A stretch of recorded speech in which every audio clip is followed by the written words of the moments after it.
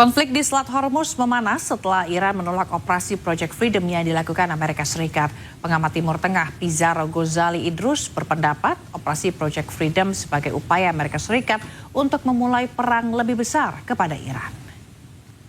Pancingan dari Amerika Serikat agar kemudian terjadi perang yang lebih besar lagi, karena Trump itu sekarang frustasi ya, dia melakukan blokade laut kepada Iran itu ternyata gagal untuk mencekik ekonomi Iran dan juga gagal melumpuhkan Iran. Tetapi di satu sisi dia kan tidak bisa mendeklarasikan perang baru karena kan batas 60 hari dari Kongres Amerika Serikat itu sudah selesai. Maka Trump itu dia memutar otaknya bagaimana kemudian perang ini bisa kembali meningkat dan kemudian Trump itu bisa mendeklarasikan perang. Nah, caranya ialah dengan melakukan Project Freedom gitu ya. Karena Donald Trump itu mencoba untuk memprovokasi Iran dengan melakukan pembebasan terhadap kapal-kapal laut yang masih ditahan di Selat Hormuz, dan ketika kemudian Amerika masuk, Iran itu akan melakukan serangan kepada Amerika Serikat gitu. Nah, ketika Amerika Serikat diserang sama Iran, Trump itu bisa menjual fakta dan peristiwa ini kepada Kongres bahwa kami sudah diserang, bahwa kami diinvasi, bahwa ada serangan terhadap kapal militer Amerika Serikat, dan kemudian Kongres nanti didorong oleh Donald Trump untuk menyetujui operasi tempur terbaru terhadap Iran. Saya kira ini grand besar yang dilakukan oleh Amerika Serikat. Karena kalau kita lihat dalam sejarahnya, ini bukanlah hal yang baru.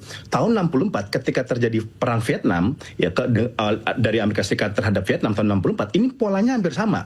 Dulu kapal-kapal Amerika Serikat melakukan provokasi di Laut Vietnam Utara ketika kapal-kapal Amerika lalu sedang patroli memprovokasi kapal-kapal Vietnam, kemudian Vietnam melakukan serangan kepada kapal Amerika Serikat. Dan serangannya tersebut ya, walaupun itu masih debatable apakah ini serangan besar atau terbatas dari Vietnam, tapi at least Presiden Amerika Serikat saat itu Lyndon Johnson ini menginformasikan kepada Kongres bahwa kita diserang oleh Vietnam, kita di-attack oleh Vietnam, dan kemudian Kongres akhirnya menyetujui resolusi perang untuk melakukan serangan pada Vietnam. Dan saat itu kemudian Amerika Serikat, Lyndon Johnson itu mengerahkan 100.000 pasukan daratnya kepada Vietnam dan dengan dalih bahwa mereka diserang oleh kapal-kapal militer yang milik Vietnam. Saya kira memang konteksnya beda itu tahun 64, sekarang 2026. Tetapi ada irisan yang sama. Trump mencoba melakukan provokasi kepada Iran agar kemudian diserang sama Iran, dan dengan begitu Donald Trump itu bisa menggoreng lah isu ini. Dia bisa main ini barang ini, dan kemudian ada ketuk palu dari Kongres untuk menyetujui pengerahan pasukan untuk melawan Iran. Karena sampai sekarang kan deadlock, walaupun 1 Mei udah seharusnya ada batas akhir, sampai sekarang kan deadlock. Apakah perang ini kemudian dilanjutkan atau tidak? Nah, saya kira Mbak Anita, grand besarnya seperti ini. Ini yang ingin dilakukan kembali oleh Donald Trump, melakukan eskalasi. Karena blokade gagal, ya. Kemudian minyak masih terus naik, ya. Iran pun juga melalui negosiasi tidak mau tunduk terhadap Amerika Serikat. Tidak ada pilihan lain. Kemudian Donald Trump mencoba memanaskan situasi kembali di Selat Hormuz dengan melakukan provokasi Project Freedom ini, dengan melakukan evakuasi paksa kepada kapal-kapal, ada 2.000 kapal yang masih tertahan di Selat Hormuz, untuk kemudian ini dijadikan dasar adanya eskalasi baru perang terhadap Iran. Oke, baik. Pak Pizarro, ini artinya dari yang Anda sampaikan tadi, Pak Pizarro, bisa dikatakan bahwa apa yang sudah dilakukan oleh AS ini merupakan tidak tepat ya kalkulasinya terhadap serangan-serangan yang dilakukan terhadap AS sebelumnya terhadap Iran. Iya, menurut saya kan tidak tepat, karena kan kalau tujuannya memang untuk menundukkan Iran, mencekik Iran, terbukti blokade militer, serangan kan sampai sekarang malah membuat Iran malah lebih kuat daripada sebelumnya ya. Dia malah lebih solid loh sekarang Iran itu ketimbang daripada sebelumnya dengan serangan dilakukan oleh Amerika Serikat, blokade dan lain sebagainya. Dan Iran melihat bahwa memang Amerika Serikat tidak punya niat baik. Kan Iran itu udah menyerahkan proposal kepada Pakistan ya, dan dia bisa dibilang itu proposal baru Iran itu udah diskon 50% tuh, udah banting harga ya.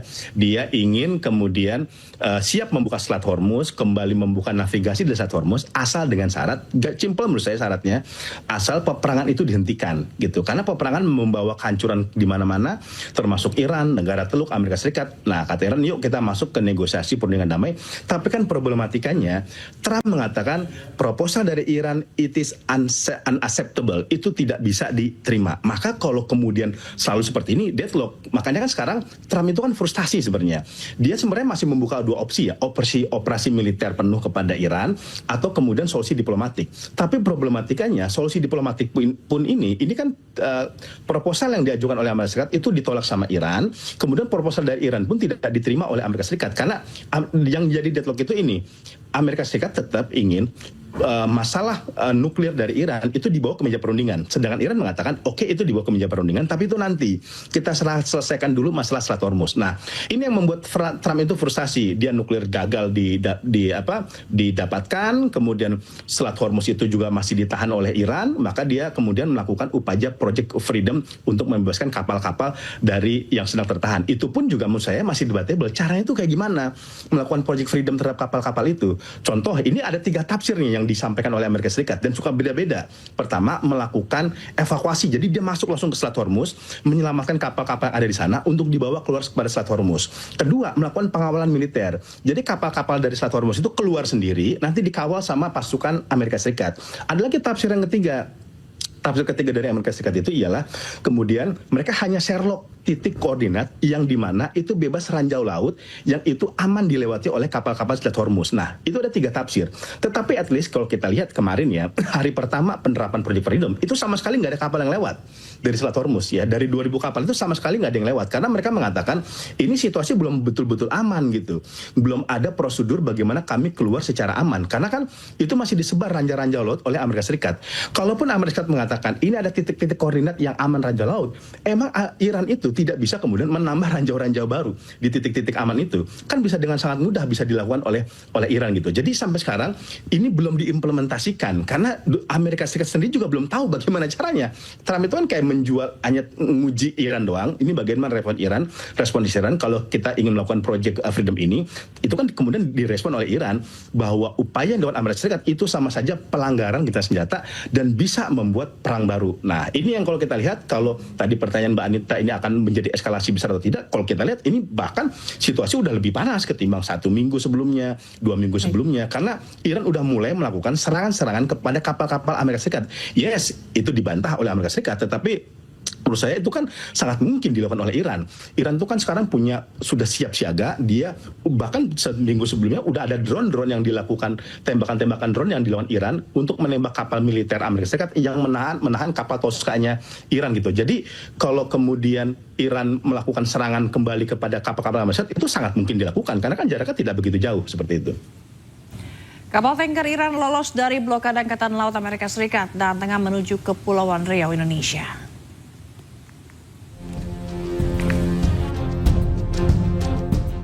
Kapal tanker Super Iran kedua telah memasuki Selat Lombok, Indonesia setelah menghindari blokade Angkatan Laut Amerika Serikat di sekitar Selat Hormuz. Data pelacakan minyak menunjukkan sebagian besar pengiriman minyak mentah Iran yang diluncurkan pada bulan April telah mencapai tujuan mereka meskipun ada pencegatan Angkatan Laut Amerika Serikat. Situs pemantau pengiriman minyak tankertracker.com melaporkan kapal tanker minyak mentah super besar Iran kedua yang diidentifikasi sebagai Deria telah memasuki Selat Lombok. Kapal Deria berada di perairan Indonesia menuju Kepulauan Riau setelah upaya sebelumnya mengirimkan 1,88 juta barel minyak mentah Iran ke India pada pertengahan April gagal. Kapal tersebut kemudian mengubah haluan dan melanjutkan perjalanan ke selatan, sementara beberapa kapal tanker terkait Iran lainnya di wilayah tersebut dialihkan pasukan Angkatan Laut Amerika Serikat. Kapal Deria sekarang bergerak menuju titik pertemuan yang direncanakan di gugusan Pulau Riau. Sebelumnya kapal tanker Super Iran lainnya Huge yang membawa 1,9 juta barel minyak mentah juga telah memasuki Selat Lombok setelah menghindari upaya pemantauan Amerika Serikat. Kedua kasus tersebut menunjukkan beberapa kapal pengiriman Iran terus menggunakan jalur maritim alternatif meskipun aktivitas Angkatan Laut Amerika Serikat meningkat yang bertujuan mengganggu ekspor minyak Iran. Sekitar 25 kapal tanker minyak berangkat dari pelabuhan Iran membawa minyak mentah selama bulan April. 7 kapal dialihkan kembali ke pelabuhan Iran oleh Angkatan Laut Amerika Serikat, sementara 2 kapal disita oleh pasukan Amerika. Kapal-kapal yang tersisa telah mencapai tujuan yang direncanakan atau berhasil tiba di titik pertemuan yang telah ditentukan. Selat Lombok menjadi jalur alternatif yang semakin penting bagi kapal-kapal yang berupaya menghindari pengawasan ketat di perairan yang diblokade Amerika Serikat.